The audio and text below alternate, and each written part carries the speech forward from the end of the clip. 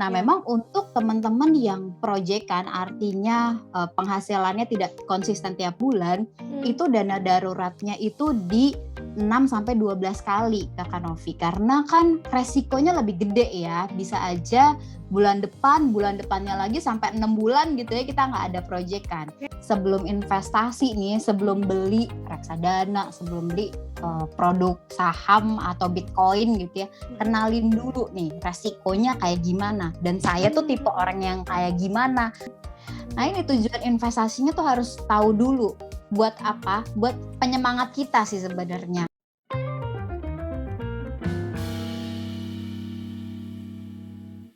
Ya, Assalamualaikum warahmatullahi wabarakatuh. Ketemu lagi sama Novi Hidayati Apsari di podcast Rem Aja. Hari ini nih, saya ketemu sama orang yang luar biasa. Namanya Kak Eka. Gimana Kak Eka? Sehat Kak Eka?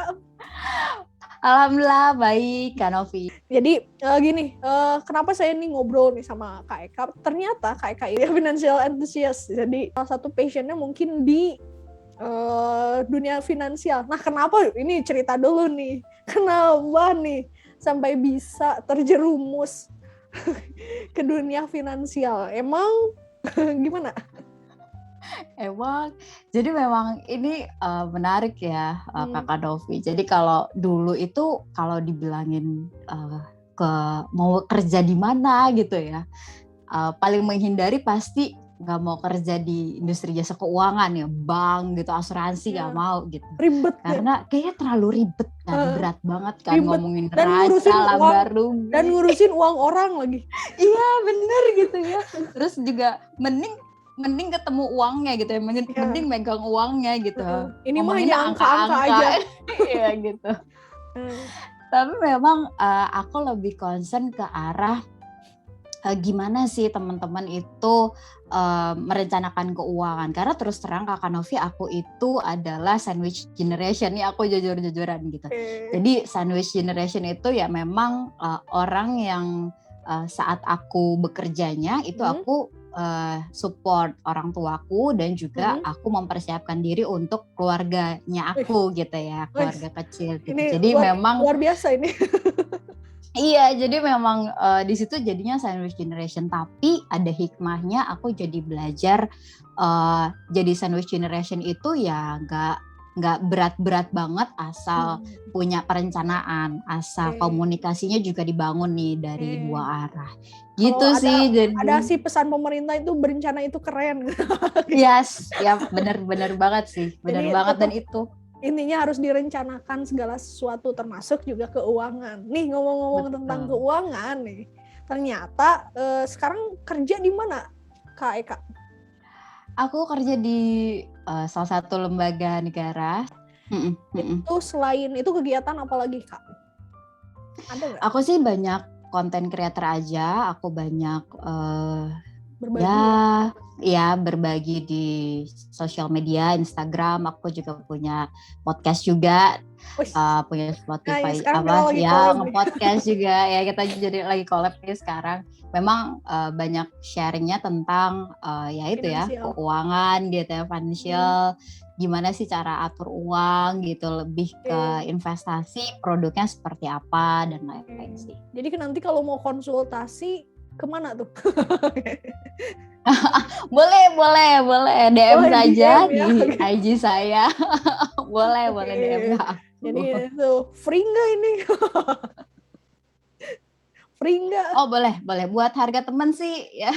Harga teman masih free ya. Follow aja IG aku @eka_nurul @_fitri. Nah udah langsung promo nih aku. Itu ya nanti ada di bawah kolom namanya ya.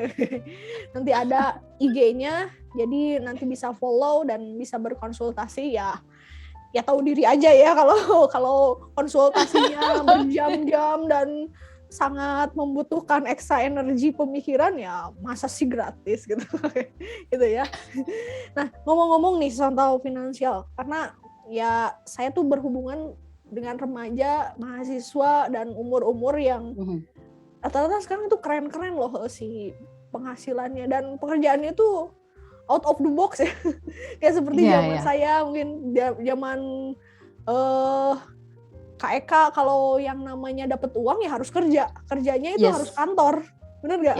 Yap. Kerjanya itu harus di lembaga, kerjanya itu harus di perusahaan, kerjanya itu harus benar-benar terwujud kerja gitu ya, berangkat pagi pulang sore.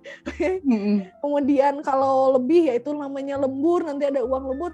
Hari ini anak remaja sekarang, anak muda sekarang nggak gitu, kayak bisa dapat cuan itu dari uang ya, itu bisa dari hanya di depan laptop gini-gini aja, atau hanya joget gini-gini aja. Kadang-kadang bener nggak, kita nggak kebayang loh dulu dapat uang dengan cara begitu gitu. Dengan betul, cara yang maksudnya berbeda dengan generasi kita lah gitu. Nah, terkait dengan itu gimana nih secara finansial nih yang menanggapi proses menerima cuan dengan sistem seperti itu, apalagi ini OJK ya. mulai dikaitin ya. Terus dipepet terus. Gimana Kak? Pantau. Oke, jadi memang aku sekarang tuh salut banget ya sama generasi muda, di mana memang udah mahasiswa aja nih udah bisa menghasilkan uang gitu. Kalau kita bilangnya pendapatan gitu ya, pendapatannya bisa dari tadi ya mungkin nggak endorse gitu ya, atau memang dari iklan atau lainnya gitu. Dan itu harus disyukuri ya teman-teman, karena memang ekonomi digital ya kalau aku bilangnya itu sudah terbentuk gitu. Jadi kebayang nggak sih kalau dulu itu ya kalau misalnya ambil uang transfer harus datang ke ATM terus atau ke teller gitu ya. Jangankan gitu, masih ada yang ke pos kan gitu. Iya bener. Ada gitu, wesel kan dulu wesel. Iya bener. betul gitu kan. Terus kalau misalnya mau bayar ya harus misalnya bayar telepon atau bayar listrik gitu ya harus datang ke kantor pos, Pak, saya mau bayar gitu ya. Kalau sekarang kan semuanya udah teknologi ya, udah digital. Bahkan kita menghasilkan uang aja udah basis teknologi, thanks to teknologi gitu ya. Dan kita ada di zaman yang memang gak bisa dihindari teknologi. Nah, ngobrolin tadi tentang pendapatan gitu. Ketika teman-teman punya pendapatan, sebenarnya Kakak Novi yang penting itu adalah gimana cara memanage pengeluaran sih Kakak Novi. Jadi benar-benar. Betul. Ini banyak sekali, jadi kasusnya gini. Ya mahasiswa saya banyak ya yang selebgram, seleb TikTok, YouTuber. Mahasiswa saya banyak yang seperti itu.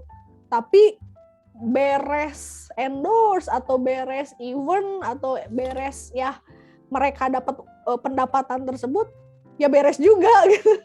Nah sebenarnya nih harusnya yang ketika punya pendapatan seperti itu baiknya gitu ya, baiknya tuh seperti apakan gitu. Oke, jadi kalau pengeluaran itu sebenarnya langkah utama, sebenarnya wajar banget sih Kakak Novi kalau misalnya mahasiswa memang ya udah gitu kan dapat pendapatan terus ya udah saya jajan lah mau saya gitu kan, self reward lah, beli apa, belanja semuanya gitu. Iya bener gitu ya, belanja yang saya mungkin nggak bisa dapetin kalau misalnya dari jajannya ayah ibu gitu ya, gitu. Dari uang saku, uang jajan benar gitu. Sebenarnya itu nggak salah, tapi memang harus di manage teman-teman.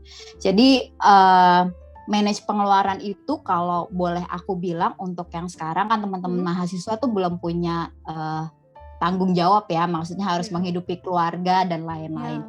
Yang patut dilakukan yang pertama kali itu bedain dulu pengeluaran sama pengeluaran sama kebutuhannya. Jadi kebutuhan sama keinginan maksud aku. Kebutuhan sama keinginan. Kebutuhan contohnya, sama keinginan gini, dulu. Contohnya berarti kayak gini. Kebutuhannya apa? Misalnya kita rinci, misalnya per bulannya dia butuh untuk bensin. Untuk bensin kendaraan, entah itu motor ataupun mobil misalkan ya. Lalu kebutuhan yang lain misalkan dia perlu kuota kan gitu, itu butuh kan? Betul. Oke. Kalau yang ingin, contohnya? Kalau yang ingin contoh ya, Kebutuhan lain kan misalnya makan ya, itu kan kebutuhan sehari-hari kan. Tapi keinginan itu adalah makan buffet. Nah itu kan keinginan gitu ya, makannya yang all you can eat gitu ya. Sebenarnya kita yang makan di warung 250.000. Yes, bener gitu kan. Padahal nggak habis itu teh. Iya bener. Mau diterusin sayang ya, perutnya udah nggak muat gitu ya. Tapi kalau nggak diterusin lapar sayang, banget itu. ya bener. Nah itu jadi bedain kebutuhan sama keinginan. Contoh lain, kebutuhan kita butuh baju dong ya, kita butuh pakaian. Bener. Tapi keinginan adalah kita pakai pakaian atas sampai bawah itu branded semua. Nah itu udah keinginan hair tutunya benar-benar bermerek ya, berbranded. Ya, ya itu misalnya. Karena pengen apa? Karena pengen dilihat orang, karena pengen masuk di komunitas tertentu. Nah ini sih yang perlu diperhatiin gitu. Bedain dulu nih, mana sih emang yang kebutuhan, yang emang kalau misalnya nggak terpenuhi, ya udah mati kutu, mati gaya gitu ya. Kayak tadi kan kuota internet ya itu harus dipenuhi gitu. Tapi mana sih keinginan yang kalau kita nggak penuhi gitu ya, ya sebenarnya fine-fine aja gitu, nggak mempengaruhi kehidupan. Berarti gini, bisa dikatakan kalau yang cirinya yang kebutuhan, kalau ditunda itu akan berpengaruh sangat besar gitu ke kehidupan. Betul. Kalau yang keinginan sekalipun itu tidak dilakukan, itu tidak merubah apapun. Yes, gitu ataupun sih. Ataupun hanya merubah ya nggak berdampak, nggak ngefek banget gitu ya. Oke.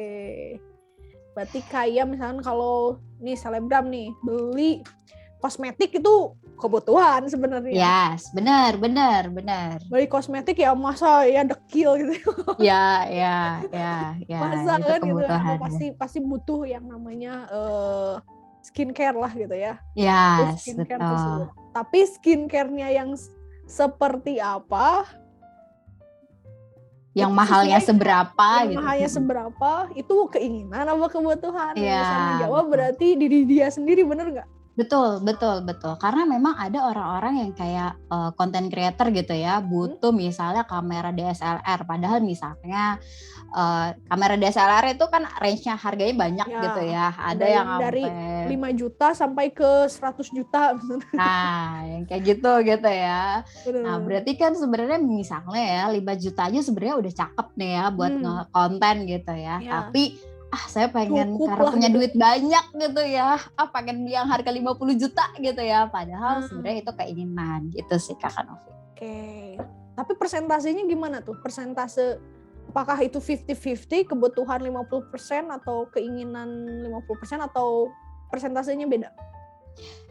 Jadi gini Kak Novi, mahasiswa itu kan adalah saat persiapan kita menuju mandiri ya. Ketika misalnya kita udah kuliah, kita bersiap punya tanggungan ya. Tanggungan tuh ya nanti mungkin kita hidup sendiri udah nggak dapat pemasukan dari orang tua, kemudian juga kita akan nikah, mungkin punya keluarga dan anak gitu.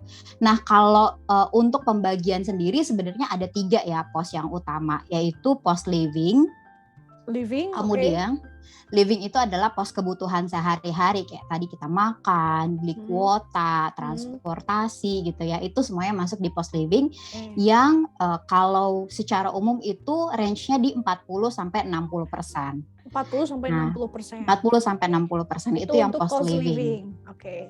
Betul. Nah, ada juga yang berikutnya itu adalah pos investing atau investasi. Nah, ini porsinya lebih besar yaitu di 30%. 30%.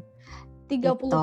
Kalau tadi taruh 30%. Udah 60 ke 30 udah 90 nih. 90 gitu ya. Nah, berarti sisanya adalah pos yang ya main-main ya gitu ya, playing lah ibaratnya. Nah, itu bisa di sisanya.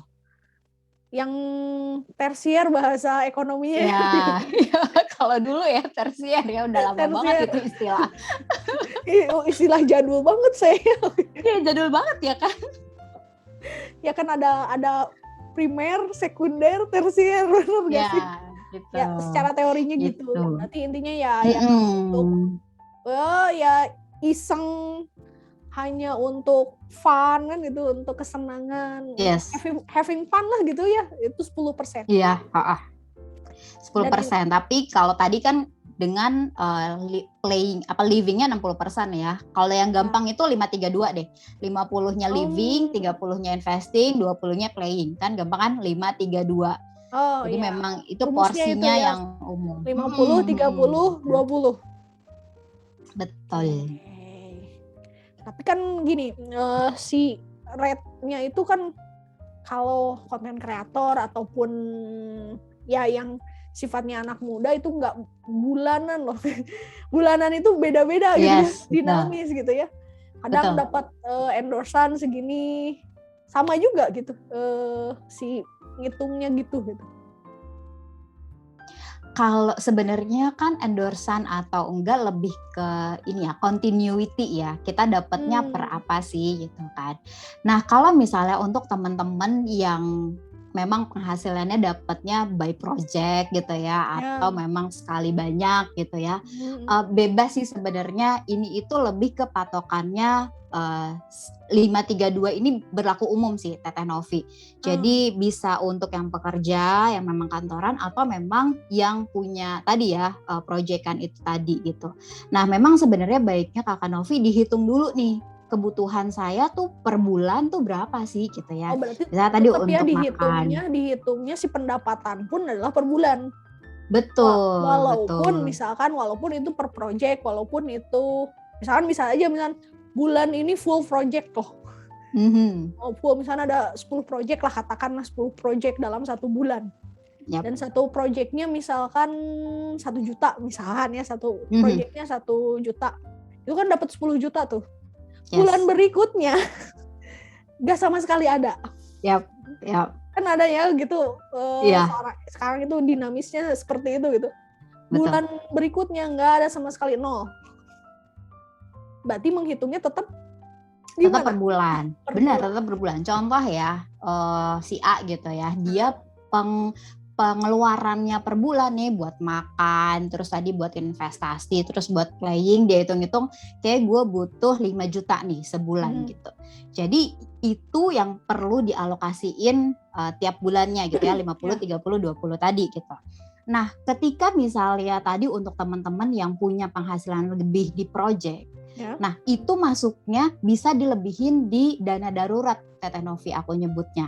Dana darurat itu adalah dana yang memang kita pakai kalau kita butuh dana emergency gitu ya. Betul, kalau misalnya kita lagi nggak ada project, terus kita butuh uang kan untuk makan, untuk yang kita juga masih pengen juga main-main gitu. Kita ngambilnya dari mana? Dana darurat. Nah memang untuk teman-teman yang proyekan, artinya penghasilannya tidak konsisten tiap bulan, itu dana daruratnya itu di 6-12 kali Kakak Novi, karena kan resikonya lebih gede ya, bisa aja bulan depannya lagi sampai 6 bulan gitu ya kita nggak ada proyekan. Artinya selama 6 bulan waktu itu seperti pas awal-awal pandemi. Ya benar. Tiba-tiba kan contohlah videographer banyak yang di-cut karena weddingan misalkan di-cut. Ada biasanya dia dapat projectnya nge-MC-nya di-cut, semuanya nggak ada. Otomatis penghasilannya juga nggak ada kan itu. Nah berarti harus di savingnya di dana darurat. Berapa persen itu? Dana darurat itu adalah 6-12 kali pengeluaran per bulan. Jadi kalau misalnya tadi si A udah ngitung 5 juta, berarti di rekeningnya dia ya tabungan, deposito atau reksadana pasar uang gitu, nanti kita bahas lebih lanjut, itu minimal 12 kali 5, berarti ada minimal 60 juta tuh. Dia harus saving di situ. Kenapa sih ada di situ gitu ya? Kenapa mesti 6-12? Itu adalah patokannya setahun, 12 itu 12 bulan, setahun pun dia nggak ada kerjaan, dia masih bisa hidup, dia masih bisa ya life-nya masih berjalan gitu ya. Nah itu dengan sekarang habit kenapa yang alasannya biasanya juga tetap jalan gitu. Yap.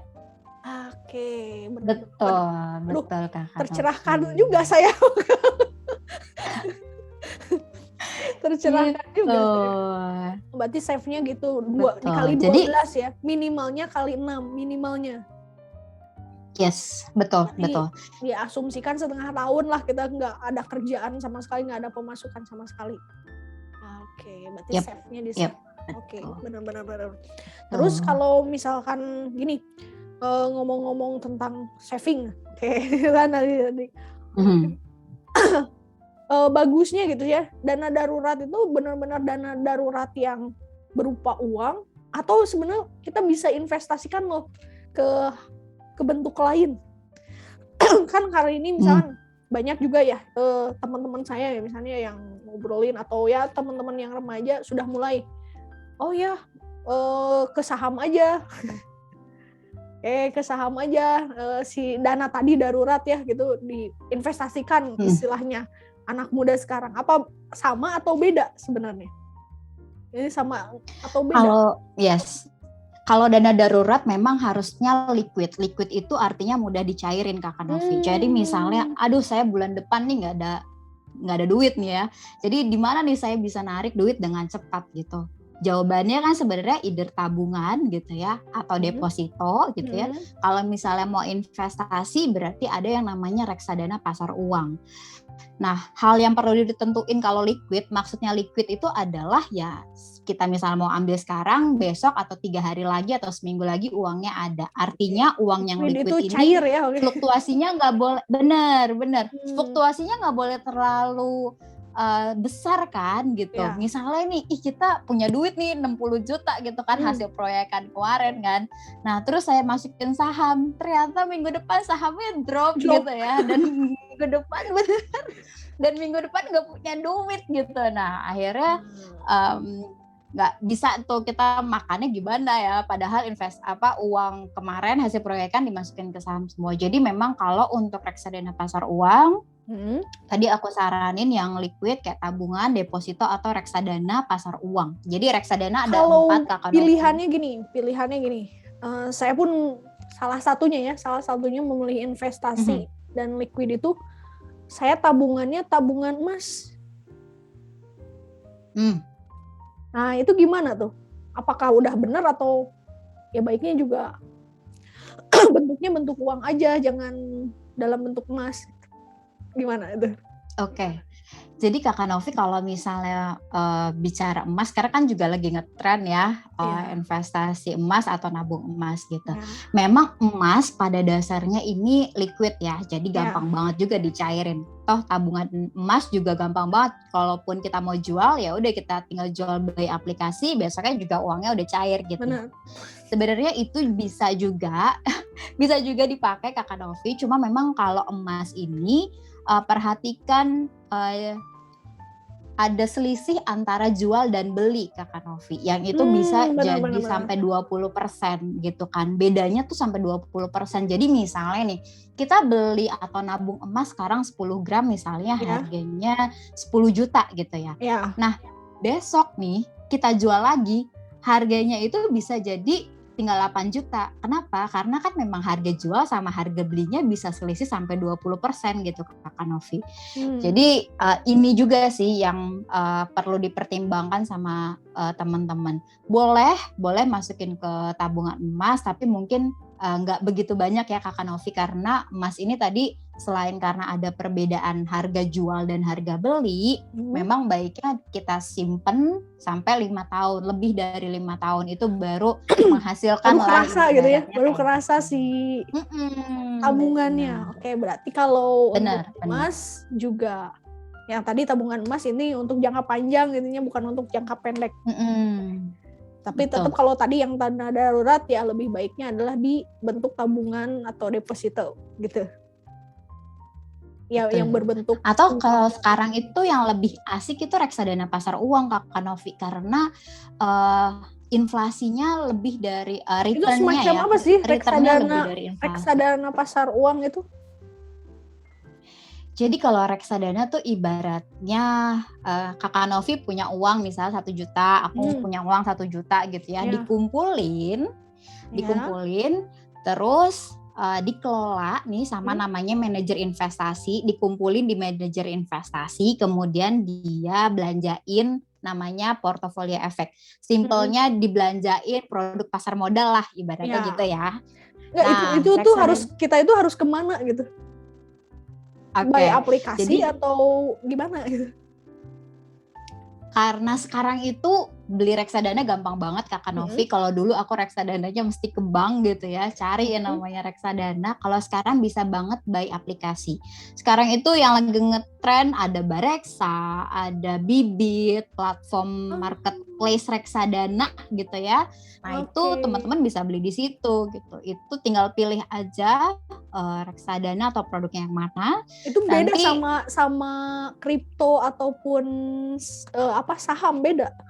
Beda karena kalau reksadana memang kita kayak ibaratnya menitipkan uang kita untuk dikelola nih sama orang yang memang lebih pintar, lebih profesional, lebih ngerti gitu lah ya tentang investasi gitu, untuk dibeliin produk investasi yang memang returnnya kita harapkan lebih baik gitu Kakak Novi.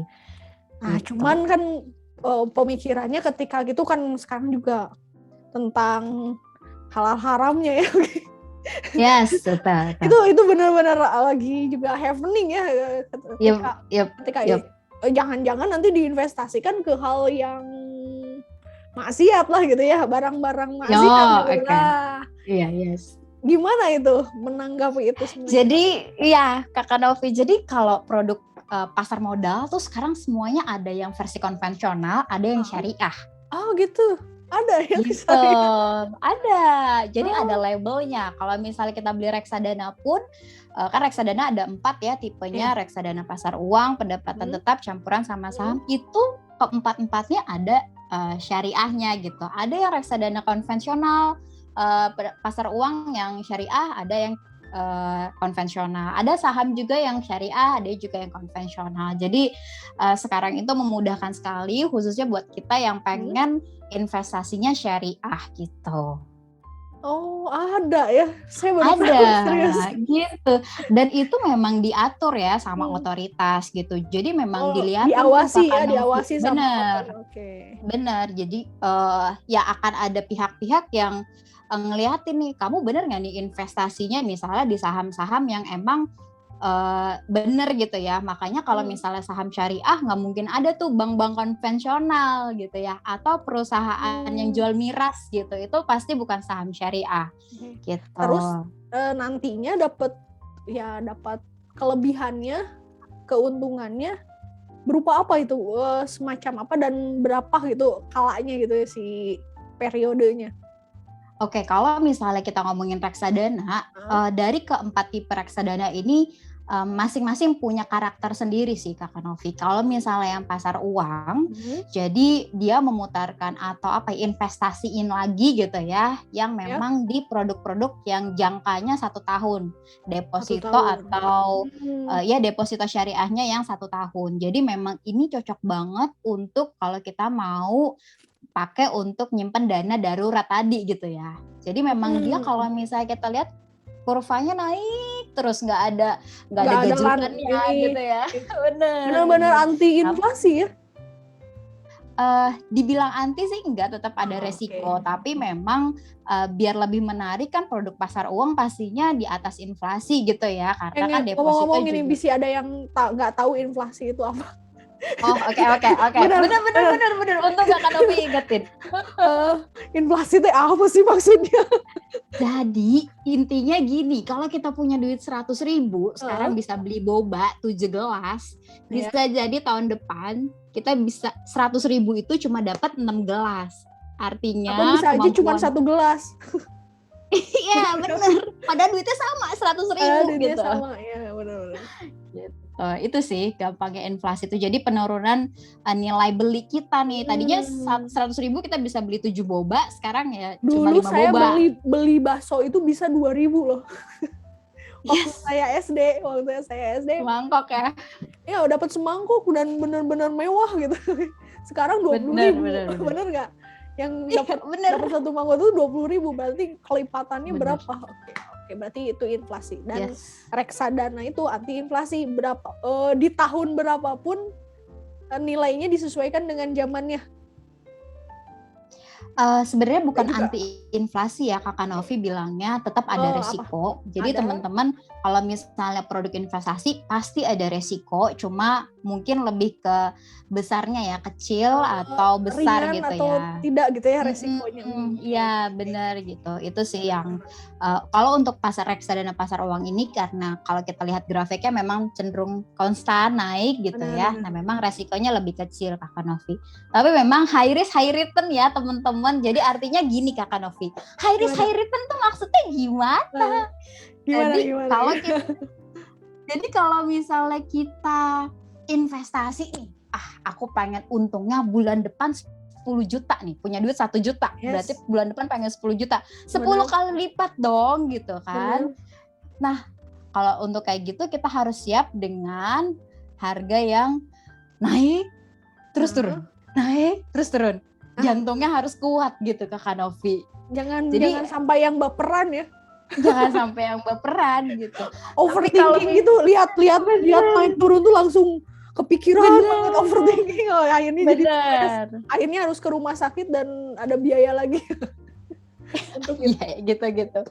Nah tapi memang ada juga yang aku nih tipenya orang yang aku kalau duit aku hilang 100.000 aja aku cariin ke ujung dunia gitu ya. Berarti kalau tipe kayak gini, cari produk investasi yang memang resikonya kecil kayak tadi aku sampaikan. Cari yang produk yang stabil, nggak apa-apa deh aku kecil aja naiknya nggak apa-apa gitu ya. Misalnya punya duit tadi saat bulan ini 1 juta, bulan depan aku jadi 1.110.000, nggak apa-apa deh, yang penting konsisten gitu ya tumbuhnya per bulan. Nah, sedikit-sedikit tapi bener-bener. Tapi kalau yang tadi yang overthinking ya, baperan gitu, yang tiba-tiba kan kayak ke saham ya, sud. Nah itu jadi ya memang harus manage maksudnya kenali dulu kakak Novi tipenya tuh apa. Makanya kalau aku bilang teman-teman sebelum investasi nih, sebelum beli reksadana, sebelum beli produk saham atau Bitcoin gitu ya, kenalin dulu nih resikonya kayak gimana. Dan saya tuh tipe orang yang kayak gimana? Apakah saya yang takut banget duitnya tadi ya hilang 10.000, 20.000 saya cariin gitu, atau ya kamu yang nyantai aja ya, saya mah duit 10 juta hilang 5 juta besok juga nggak apa-apa gitu ya.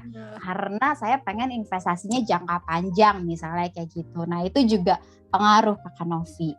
Oke. Nah tapi ada yang juga misalnya gini, ya karena pengaruh orang tua zaman dulu banget gini. Itu kalau anaknya punya penghasilan, anaknya nih maunya penghasilan, mau laki-laki, mau cowok, mau cewek gitu ya, pasti ibunya atau orang tuanya nyuruhnya adalah beli perhiasan emas. Yes. Bener gak? Betul. Emas. Untung saya orang yang tipe yang nggak suka emas ya, jadi nggak suka perhiasan. Saya nggak, tapi rata-rata nih banyak yang orang tua dulu gitu ya, orang tua dulu sampai orang tua sekarang misalnya, banyaknya anak itu ya itu beli emas. Untuk yang laki-laki biar nanti buat maharan gitu. Ya benar. Kan untuk mahar, untuk yang perempuan ya selain jadi perhiasan ya itu juga sebagai investasi. Bener nggak sebenarnya? Tepat nggak sih investasi ke perhiasan? Ini menarik nih Kakak Novi, tapi memang formula orang tua kita tuh works kan. Dari emas kita bisa kuliah gitu ya, dari emas tuh kalau misalnya apa-apa butuh anak mau sekolah gitu ya, atau anak mau studi tour gitu ya, nggak punya duit ya udah gadai aja emasnya gitu ya. Memang itu formula yang ya works ya untuk orang tua kita. Dan memang Kakak Novi kalau misalnya sekarang gitu ya, karena dulu mungkin edukasi orang tua kita lebih ke emas itu ya perhiasan gitu ya. Memang kalau untuk investasi baiknya yang logam mulia Kakak, yang memang kayak ya Antam punya gitu ya. Kenapa nggak ke perhiasan? Kan itu dipakai, makanya ada istilah Bu Haji daging yang sampai sini ya. Ada istilah kan gitu, Bu Haji daging. Ya, karena kalau misalnya di perhiasan tadi ada ada biaya desain, ada biaya histori ya di balik perhiasan itu yang gak dinilai sama orang lain. Contoh, ini aku buat 10 gram emas gitu ya, 10 gram emas dengan yang unik banget ya, yang pokoknya keren banget deh menurut aku. 10 gram emas itu contohnya 1 gram itu 1 juta, jadi 10 gram itu 10 juta. Karena desainnya unik, ini susah nih Bu buatnya gitu ya. Maka ukirannya sangat luar biasa gitu. Iya, lain gitu daripada yang lain spesial gitu. Betul, dihargailah 15 ada ukiran juta. namanya gitu kan. Iya, misalnya gitu ya. Dihargailah 15 juta. Padahal di pasaran misalnya 1 gram itu 1 juta gitu ya. Tapi karena desainnya nih Bu susah gitu, dihargai 15 juta. Nah, ketika aku pengen jual lagi gitu ya. Tadi balik lagi ketika aku jual lagi, yang ditimbang sama penjual emas itu kan gram-gramannya ya. Tadi berapa sih nih gelangnya? Oh ternyata cuma 10 gram. Bukan si ukiran atau ya. Betul. Desainnya bukan gitu. Jadi ya yang ditimbang adalah 10 gram gitu. Ketika 10 gramnya misalnya harga jualnya itu di 900.000, maka ya dihargainya 10 gram dikali 900.000. Jadi yang tadinya aku beli 15 juta, kalau dijual cuma ada 9 juta gitu. Dan artinya, belum lagi si modelnya itu udah nggak kekinian gitu. Ya misalnya kayak gitu. Nah itu berarti aku ada selisih 6 juta kan. Yang itu sebenarnya nggak bisa dinilai sama orang lain. Historinya tuh nggak bisa dijual ke orang lain karena historinya kita yang punya kan. Ukiran yang kayak gini menurut saya cakep itu belum tentu untuk orang lain dan mungkin nggak dihargain sama orang lain karena ya lihatnya gramnya berapa gitu ya, beratnya tuh berapa gitu Kak Novi. Dan juga beresiko kehilangan ya. Betul, kehilangan ya, ada pencurian, penjabretan dan lain sebagainya lah kalau perhiasanan itu. Atau lupa naro. Makanya sekarang nabung emas digital lagi happening banget kan Kak. Kita nggak sibuk mikirin di mana mau nyimpen ya, kita disimpan. Nggak deg-degan gitu. Saya tuh mau keluar rumah tapi nyimpen 10 kilo gitu. Iya bener nih Kakak Novi nih kayak punya 20 kilo nih emasnya nih. Nggak kelihatan aja. Amin jadi doa. Amin ya amin. Ya gitu, jadi kan jadi pusing sendiri kan gitu, jadi malah nanti jantungan gitu. Oke, berarti ya lebih baiknya ke logam mulia ya. Yep. Kan logam mulia itu ada yang 1 ya, ada yang sekeping ya, kecil ya. Betul. Jadi jangan dipikirnya kayak di TV, di film ya. Di film kan gede-gede ya emas batangan. Tebel-tebel gitu ya. Tebel-tebel kayak gini. Kayak kalau kita ada coklat Silver Queen, nah kayak segitu kan batangan. Enggak, jangan mikir gitu, kecil banget. Ada 1 gram yang segini tapi harganya juga udah jutaan. Ada 1 gram, ada 5 gram, ada 10 gram kan gitu. Dan kelipatan dari itu. Kelipatannya. Nah cuman hari ini tuh muncul nih si emas logam tuh yang apa sih yang sekarang mini gold ya. Bener. Ya, mini gold. Nah itu gimana sih sebenarnya? Awal sama atau gimana itu? Sebenarnya mini gold ini ya pecahan dari tadi ya yang gede-gede itu. Kenapa ada mini gold? Sebenarnya ini pengen mengedukasi juga orang-orang untuk ya udah kalau misalnya nggak bisa beli yang gede karena mahal gitu ya, 1 keping itu 1 juta, ya udah beli aja deh dulu yang kecil ya, 0,5 gram atau misalnya 1/4 atau yang 0,05 gitu ya. Yang penting punya dulu nih emasnya. Tapi itu asli ya? Itu asli sebenarnya. Nah ini juga teman-teman perhatikan kalau misalnya beli mini gold, sertifikatnya juga siapa sih penerbitnya? Banyak banget itu teh yang nawarin ke saya juga ya, banyak mini gold kan gitu.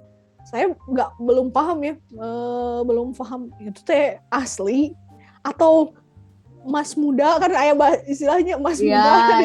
Bener gak? Aduh zaman dulu banget gue. Itu zaman dulu banget. Ada emas muda kan, ada emas putih kan gitu. Yang kayak gitu-gitu. Apakah karatnya yang berbeda atau memang sama? Itu berarti sama ya? Sebenarnya sama Kakak Novi, tinggal nanti kita lihat aja di sertifikatnya apakah berapa karat sih. Memang kalau misalnya untuk yang mini gold ini Kakak yang mengeluarkan itu distributornya agak beda dengan yang tadi 1 gram, 5 gram, 10 gram dari Antam lainnya. Iya, kalau 10 yang dari 15 itu kan memang dari Antam gitu ya. Ada juga namanya Antam itu aneka barang tambang ya. Iya, aneka tambang, betul ya. Memang itu yang memang terkenal dan memang jadi patokan harga. Ada juga yang UBM. Nah, itu adalah yang ngeluarin tuh emas-emas yang lebih besar gitu ya. Tadi yang 1, 5, dan 10. Okay. Kalau untuk yang mini gold, memang distributornya yang setahu aku ada sendiri. Memang teman-teman perlu cek ya apakah distributornya ini tersertifikasi atau enggak gitu. Nah, cara ngeceknya kan kalau kosmetik ada BPOM-nya nih. Cara ngecek keasliannya jangan-jangan ya ada sertifikat, tapi sertifikatnya palsu. Iya. Karena banyak juga nih sekarang yang berinvestasi itu ke mini gold tersebut gitu. Iya. Kalau aku Kakak bisa searching aja yang sertifikasi atau yang punya hak paten untuk jual mini gold di Indonesia. Searching aja di Google. Aku agak lupa nama websitenya. Nanti keluar tuh beberapa distributor yang memang kata kuncinya. Ini distributor mini gold, bilang aja kita. Distributor mini gold tersertifikasi. Jadi nanti gitu. Jadi nanti bisa cari aja di situ. Jadi karena kita lihat si yang akan dibeli oleh kita itu si distributornya terdaftar atau tidak di website tersebut gitu. Yap, betul. Benar. Nanti saya bantu search, nanti adalah ya di bawah ini. Iya, aku agak lupa nih websitenya apa. Tapi memang kalau misalnya yang gede-gede itu memang sudah tersertifikasi atau punya hak ya untuk ngejual tadi yang lebih banyak itu Antam sama UBM tadi gitu. Okay. Nah untuk yang mini gold ini aku agak lupa sih tempatnya seperti apa. Tapi dia punya ikatan sendiri atau distributornya sendiri. Nah kalau ini misalkan ya, tadi misalkan ke emas dan sebagainya. Kalau investasinya gini, saya mau investasi tapi saya mau buka usaha baru atau memperluas usaha saya misalnya gitu. Ada orang-orang yang misalkan sudah berpenghasilan, dia dapat punya usaha bisnis sendiri, bisnisnya ya mau diinvestasikannya dengan nambah lagi misalkan si jumlah produknya atau apanya dan sebagainya, lebih ke usaha lagi gitu ya diputarkan itu sebenarnya baik atau enggak sih sebenarnya kalau investasi macam begitu?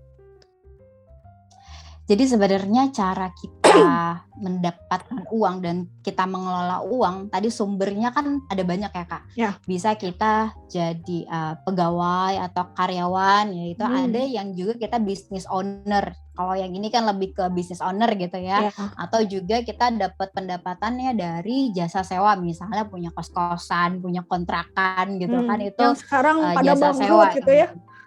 Ya gitu. Nah kalau di bisnis sekarang ini pada sebenarnya bangkrut karena mahasiswanya pada online. Bener gak sih? Iya bener. Mahasiswanya pada online gitu. Jadi gimana tuh? Bener, di Bandung aku lihat ini loh. Gimana? Banyak kos-kosan dijual ya. Iya banyak banget. Itu sudah gulung tikar. Bangkrut. Iya bener. Aduh. 2 tahun nggak balik modal. Ya. Iya Menyedihkan. Iya sedih juga ya. Gimana tuh kalau? Nah kalau di bisnis Kakak Novi, kalau di bisnis yang perlu diperhatikan adalah misahin ya Kakak Novi ya. Pisahin dulu rekening atau sumber yang kita pakai untuk kehidupan kita sehari-hari. Ini untuk pebisnis ya yang buka coffee shop atau bisnis apapun, sama yang untuk bisnis kita. Jadi kita harus punya dua nih, jangan dicampurin gitu. Sama yang pribadi. Betul. Itu penting banget karena kalau misalnya kita punya bisnis dicampur sama yang kita punya pribadi, kita nanti nggak bisa track nih. Berapa sih keuntungan saya atau berapa sih modal yang saya pakai gitu. Dan bisa jadi itu nanti malah yang memang porsinya kita untuk living yang kita udah saving atau yang kita udah siapin di awal jadinya kemakan ternyata sama bisnis gitu. Karena itu tadi kita nggak misahin gitu sih Kakak Novi. Dan persentasenya kalau untuk yang berbisnis itu antara, berarti kan kebutuhannya modal, berarti kan benar nggak sih? Modal untuk usahanya lagi kan pasti harus berputar gitu ya. Kecuali dan jasa pun sama ya, walaupun lebih sedikit modalnya kalau jasa gitu. Ya. Oke. Berapa sih persentasenya nih untuk yang bisnisnya atau dia punya usahanya yang di bidang yang memang non jasa, artinya produk? Berapa persen? Sebenarnya kalau untuk bisnis nggak ada patokan sih Kak, berapa sih savingnya? Balik lagi tadi, kalau mau berbisnis, yang pasti dana daruratnya harus stay dulu nih tadi. Balik lagi ke 6-12 pengeluarannya tiap bulan harus ada dulu. Setelah itu baru kita bisnis, setelah itu baru kita investasi. Apapun yang kita pilih, pastiin dana daruratnya stay dulu gitu Kakak. Oh, jadi jangan salah ya ketika kita belum punya saving gitu ya, tapi kita mulai berbisnis, dan bisnis itu kan nggak tahu berkembang atau tidak. Tapi kan gini, kadang-kadang ya jual nekat aja gitu ya. Jual nekat aja, pokoknya saya punya modal segini, saya harus si uang ini bernilai tambah yang lebih gitu ya. Itu gimana tuh cara savingnya gitu ya? Cara savingnya. Nah, kalau di aku lebih biasanya tuh dana darurat itu mungkin kita nggak bisa dapat sekarang sekaligus ya. Proyek kita mungkin nggak banyak gitu, tapi kita bisa cicil nih. Jadi contohnya tadi kita dapat uang 10 juta.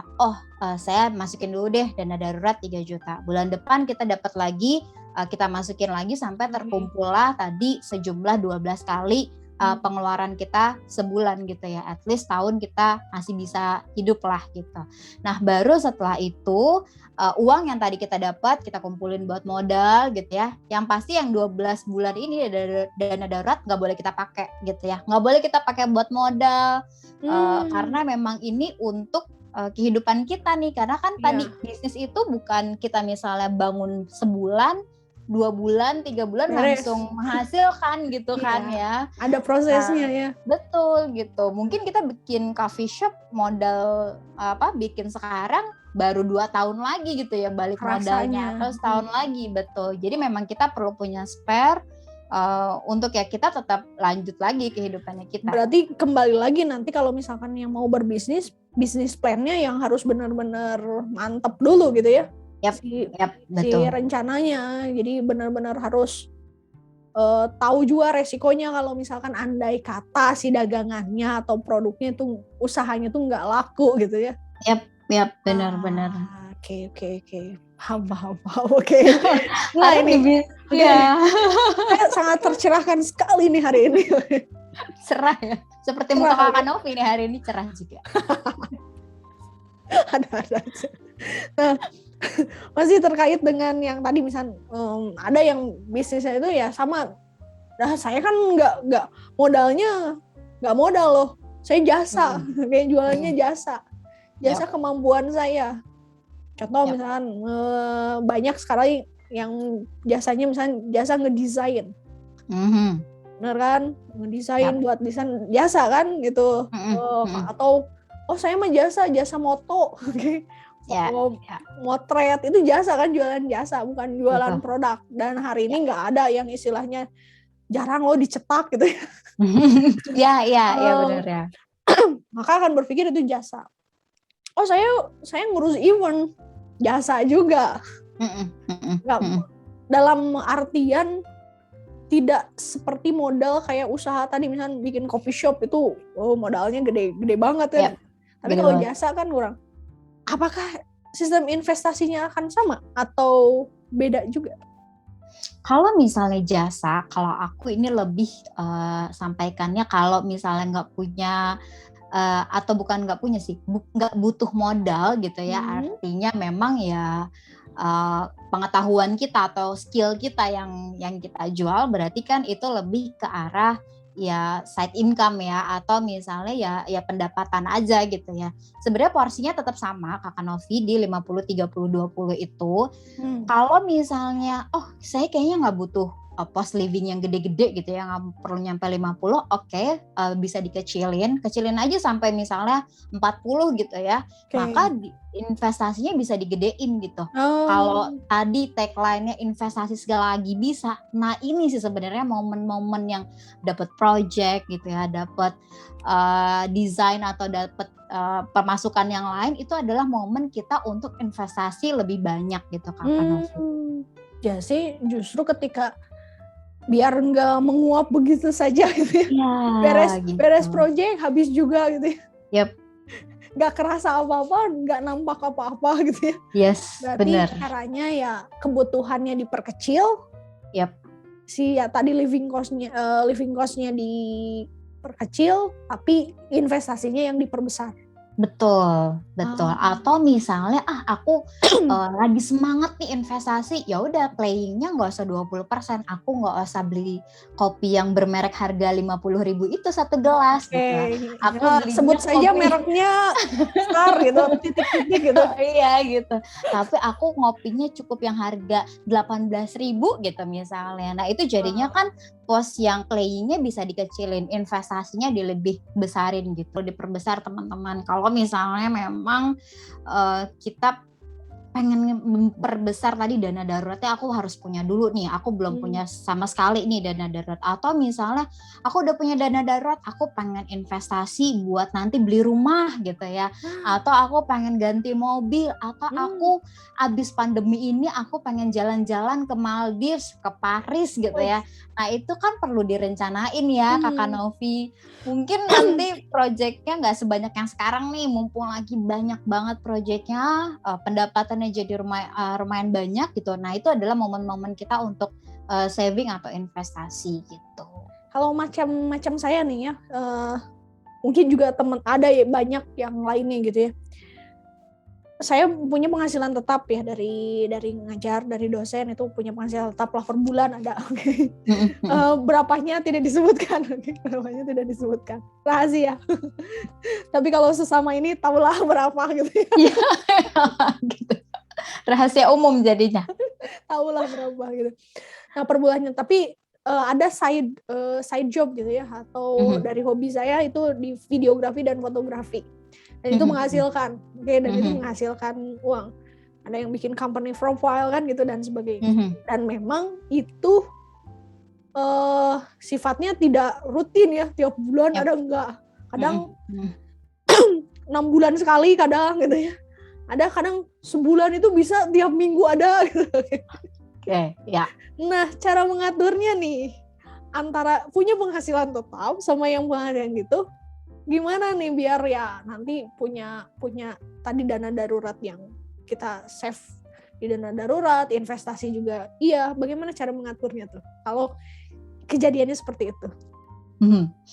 Nah, kalau untuk case-nya Kakak Novi, berarti yang bulanan nih Kakak Novi bisa pakai untuk yang pengeluaran rutinnya per bulan. Tadi contoh ya, misalnya penghasilan dari ngajar sebutnya 10 juta. Contoh ya, biar gampang pembagiannya. 10 juta jadi. Tahu sendirilah. Jadi memang misalnya contoh di living aku alokasin 5 juta, kemudian di investasi itu aku alokasin 3 juta, di playing aku alokasin 2 juta. Contoh ya, contoh. Nah, untuk yang penghasilan tadi aku hasil ngevideo gitu ya, dapat klien dan lain-lainnya, Kakak Novi bisa masukin aja langsung ke investasi gitu. Karena kan yang kosnya living tadi sama playing udah di cover kan sama gaji kita per bulan kan gitu. Ya. Jadi sisanya kita bisa langsung masukin ke investasi. Justru itu adalah cara tercepat nih untuk mencapai tujuan keuangan. Nah ini juga nih satu lagi Kakak Novi. Sebelum kita investasi. Tujuan keuangan tuh apa? Iya bener. Tujuannya mau ngapain ngumpulin duit gitu ya. Tujuan apa ya gitu. Bener gitu. Susah-susah amat ya. Kadang-kadang ya udah aja dapet uang ya nikmati saja selagi ada gitu ya. Nah ini tujuan investasinya tuh harus tahu dulu. Buat apa? Buat penyemangat kita sih sebenarnya. Oh Hmm. iya, aku punya tujuan kalau tahun depan aku mau jalan-jalan ke Jepang. Oh iya, aku punya tujuan tahun depan aku pengen beli rumah gitu. Jadi memang tahu tujuan itu untuk penyemangat kita. Oke, pendapatan gue akhirnya diapain? Ya udah, masukin ke investasi atau masukin memang alokasinya untuk beli rumah gitu. Jadi tujuan keuangannya tercapai gitu. Nggak muap gitu aja. Kalau misalkan gini, yang saya lakukan nih, salah satunya, selain saya berinvestasi di yang lain gitu ya, saya juga investasi kalau untuk, saya pikir ya, saya kemarin berpikir gini, saya investasikannya di barang-barang fotografi dan videografi. Karena itu akan menunjang, saya pikir ya itu akan menunjang profesi saya yang lain gitu ya. Kalau saya beli kamera A, misalkan ya kamera A, saya jauh lebih proper lah gitu ya dalam pekerjaan gitu. Kalau saya beli misalkan lighting ini, saya lebih proper ini dan sebagainya. Salah nggak sebenarnya dengan pemikiran itu gitu? Jangan-jangan salah gitu. Jadi kalau misalnya yang Kakak Novi, jadi gini, kalau Kakak Novi, investasi yang paling menguntungkan itu sebenarnya investasi ke diri kita sendiri. Investasi ke knowledge, investasi ke tadi barang-barang yang memang mendukung kita untuk menghasilkan lebih gitu. Itu sebenarnya investasi terbaik, Kakak. Gitu. Jadi kalau misalnya dengan saya punya produk yang atau kamera yang tipe gini, maka kerjanya lebih proper, jadi bisa menghasilkan atau kalkulasi pendapatan lebih gede. Nah, itu adalah investasi terbaik sebenarnya untuk Kakak Novi gitu. Ketimbang misalnya tadi ya kalau di produk di pasar modal kan ada resikonya gitu ya, mungkin returnnya juga nggak gede. Tapi balik lagi kalau misalnya ini memang generate income gitu ya, pendapatannya bisa lebih banyak nih kalau misalnya punya produk ini. Ya, itu adalah investasi terbaiknya Kakak Novi gitu. Oke. Berarti saya nggak salah dong ya. Saya kemarin berpikir gini, jangan-jangan saya salah investasi nih.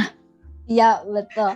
Sebenarnya yang perlu diperhatikan juga Kakak Novi tadi, balik lagi ke kebutuhan dan keinginan gitu kan. Kalau misalnya dalam pekerjaan saya butuh ini sehingga saya lebih optimal lagi gitu ya, sehingga hasilnya lebih profesional lagi gitu. Kalau misalnya saya cuma pakai yang lainnya gitu ya, pakai murah ibaratnya gitu, hasilnya nggak bakal bagus. Nah, itu ada investasi terbaiknya kita gitu, karena ya kita dapetin return lagi dari situ gitu. Oke, tapi hitung-hitungannya gimana nih ketika misalnya dapat misalnya ada satu project gitu. Hitung-hitungannya tadi mungkin yang dengan posisi kebutuhan sama investasi berapa persen gitu si yang harus di savingnya gitu. Kalau balik lagi ke investasi, sebenarnya investasi itulah sebenarnya berapa banyak yang Kakak bisa investasi itu better gitu Kak. Tapi kalau misalnya untuk ke aset dan investasi itu range-nya, rasionya gitu ya, aset investasi yang kita punya dibandingkan aset itu lebih besar dari 50%. Nah, itu adalah parameter umum tuh biasanya. Lebih besar dari 50%. Lebih besar dari 50%. Artinya aset yang kita beli itu ya menghasilkan untuk kita gitu kan, untuk generate income gitu. Tapi kalau kenyataannya begini, oke, saya udah beli nih investasi ini diprediksikan akan menunjang tapi ternyata enggak. Oke, itu kan sebenarnya resiko juga ya. Kalau menurut aku pilihannya adalah kita stay fokus sama tujuan kita beli produk itu. Berarti pengen lebih profesional, pengen lebih lainnya gitu ya, fokus di situ. Dan kita misalnya cari ya pekerjaan lain atau side income yang lain, atau misalnya kayaknya ini memang nggak perlu banget ya, kita bisa jual pakai yang lebih rendah misalnya grade-nya, dan hasil selisihnya kita bisa pakai buat investasi atau tadi yang dana darurat tadi sih Kak Novi. Jadi option itu masih bisa banget terbuka gitu ya, kalau misalnya ini saya ternyata kemarin belinya sesuai keinginan bukan kebutuhan ternyata gitu ya, kita bisa butuh-butuh amat gitu. Butuh amat gitu, makanya kita perlu adjust gitu. Jadi memang ngerencanain kehidupan kita gitu ya, tujuan keuangannya kita itu bisa banget fleksibel Kakak. Nggak Dan mesti juga nggak harus pakai nafsu banget gitu ya. betul gitu. Nggak mesti harus segitu rasionya gitu ya. Presentasinya harus berapa sih? Nggak mesti, karena yang tahu kondisinya ya kita sendiri gitu. Kayak contoh ada orang-orang yang kayak aku tadi bilang gitu ya, aku mungkin investasinya nggak bisa banyak karena aku mesti support orang tua, mesti sekolahin adik. Mungkin Jadi generasi investasinya sandwich tadi ya. iya gitu ya. Jadi memang akhirnya disesuaikan sama kita lagi. Tapi berinvestasilah selagi bisa. Berinvestasilah selagi memang punya penghasilannya lebih banyak gitu. Karena nanti akan ada saatnya tadi kita keren job gitu ya. Tiba-tiba mungkin di PHK gitu. Jadi kita udah punya deh source lainnya untuk kita menjalani kehidupan kita lebih baik. Di mana kita beliin produk investasi apa gitu ya. Jadi memang untuk kalau kita udah tahu nih tujuan kita pengen umroh gitu ya, misalnya butuh 25 juta, ya udah kita cicil mulai sekarang gitu kan, kita mulai beli deposito, kita misalnya beli emas atau kita beli reksadana, beli saham gitu ya. Kalau saham jangan kali ya, kalau untuk tahun depan ya, karena kan lebih fluktuatif. Tapi kalau misalnya tadi reksadana, kita beli emas atau kita beli deposito, ya itu memang tujuan kita untuk tahun depan gitu. Itu yang cari tadi yang resikonya nggak terlalu tinggi gitu. Tapi kalau misalnya tujuan kita masih lama gitu, masih buat dana pensiun yang mungkin 20-30 tahun lagi, saya pengen waktu pensiun saya nggak pengen kerja lagi gitu ya. Nah itu kita bisa pakai produk keuangannya yang lebih fluktuatif tadi ya, reksadana saham atau Bitcoin gitu. Kalau misalnya sekarang kan lagi happeningnya Bitcoin. Nah ini juga kripto gitu ya. Nah ini benar-benar perlu ada pertimbangan lebih gitu ya, karena fluktuasinya tinggi kan. Wow, ini obrolan yang sangat mencerahkan ya, berfaedah sekali. Jadi berbicara tentang investasi dan ini sebenarnya nanti banyak sekali yang bisa teman-teman kita bisa sharingan gitu ya, apalagi sama Kak Eka ini. Ternyata wow luar biasa, ngeri ilmunya luar biasa. Jadi kalau bahasa daging banget gitu ya. Jadi teman-teman bisa nanti komen di kolom komentar kalau mau ini ngebahas tentang ya keuangan dengan finansial dan sebagainya. Sok boleh di komentar, kolom komentar mau apa yang dibahas, kita nanti bisa podcast kembali ya. Oke, siap Kak Eka? Boleh. Jadi teman-teman sok bisa request apapun yang teman-teman ingin cari tahu, ini gimana lebih spesifiknya atau apapun itu yang berkaitan dengan finansial pastinya. Oke. Itu bisa nanti di kolom komentar di channel YouTube Novi Hidayati Amsari. Itu barangkali Kak Eka untuk obrolan malam ini luar biasa. Terima kasih banget. Banyak insight yang didapat pastinya. Jadi harus benar-benar dengerin sampai full. Tadi ya kalau misalkan perlu apapun bisa DM, kayak DM ke IG-nya. IG apa? Eka _Nurul_Fitri. Agak susah ya. Iya, karena saya cari nama semuanya Eka udah banyak, Bo. Jadi iya sih. Mohon maaf ya, nama saya Eka Nurul Fitri, ya udah Eka _Nurul_Fitri. Pokoknya dipisahkan sama underscore. Eka _Nurul _Fitri. Jadi intinya search-nya adalah Eka Nurul Fitri. Nanti akan muncul di kolom search itu ya. Oke, muncul dengan wajah seperti ini. Oke, foto asli kan? Pakai foto asli. Foto asli itu. Jadi teman-teman bisa nanti dengarkan atau nanti juga bisa DM tanya-tanya seputaran tentang finansial, keuangan dan lainnya. Boleh Kak Nafi. Ya, terima kasih sudah berkesempatan saya ngobrol yang luar biasa ini Kak Eka. Semoga ya teman-teman bermanfaat. Jumpa lagi nanti di podcast Rem Aja. Kalau remaja ya di Rem Aja. Wassalamualaikum warahmatullahi wabarakatuh.